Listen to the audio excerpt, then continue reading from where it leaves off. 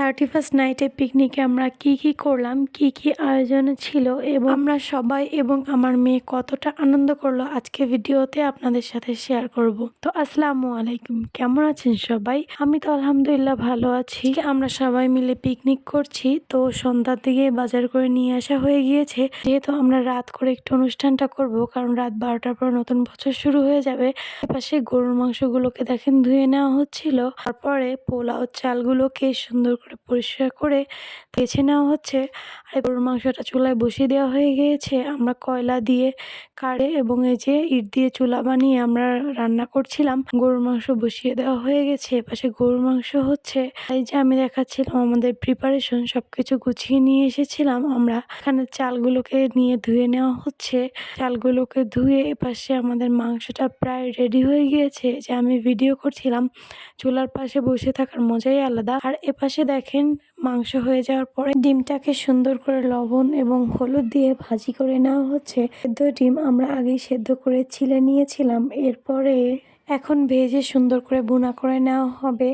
এই যে এখন মশলার ভিতরে ডিমগুলোকে একে একে সব দিয়ে দেওয়া হচ্ছে, পরে সুন্দর করে ডিমগুলোকে ভুনা করে নেওয়া হচ্ছে। পাশে দেখেন আমাদের রান্না হতে হতে ওপাশে 12টা বেজে গিয়েছে, আর বাইরে সবাই বাজি পটকা ফুটাচ্ছিল।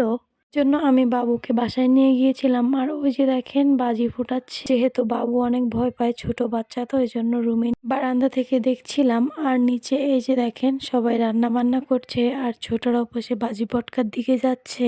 এর ভিতরে আমাদের পোলাও রান্নাটাও হয়ে গিয়েছে। তারপরে কয়লাগুলোকে আমরা পাতিলের উপরে একটু দিয়ে রেখেছি দমে, যাতে ভালো করে হয়। আর এপাশে দেখেন আমাদের আজকের মেনু, আমাদের ছিল গরুর মাংস, আর এপাশে বেরেস্তা করে নেওয়া হয়েছে পোলাওয়ের জন্য, আর এই যে ডিম ভুনা হয়েছে, সাথে ছিল সালাদ, এবং এই যে আমাদের পোলাওটাও হয়ে গিয়েছে, বেরেস্তাগুলো দিয়ে দেওয়া হয়েছে। এই যে আন্টি পোলাওটাকে সুন্দর করে ঝরঝর করে নিচ্ছিল বাটি দিয়ে। আর এপাশে দইও নিয়ে আসা হয়েছিল আমাদের। আজকের আমাদের রান্নাগুলো কিন্তু সবগুলোই অনেক বেশি মজার। এই যে ভাগাভাগি করে নেওয়া হচ্ছিল, আন্টিরা সব ভাগ করছিল।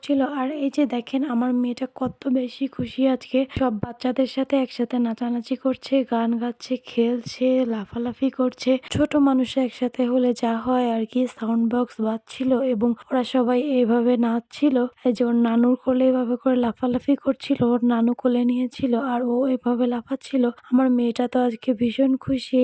সবাই অবশ্যই মাশাল্লাহ বলে দিবেন, জাযাকাল্লাহ। আমার মেয়েটা কিন্তু আজকে অনেক বেশি এনজয় করেছে।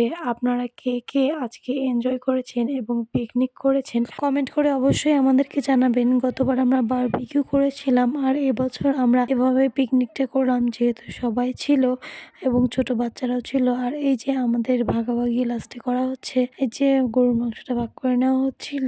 আর এপাশে আমার মেয়ে সারা রাস্তা দিয়ে দৌড়াদৌড়ি খেলাখেলি করছিল। তো আজকে ভিডিওটা এ পর্যন্তই। আল্লাহ হাফেজ।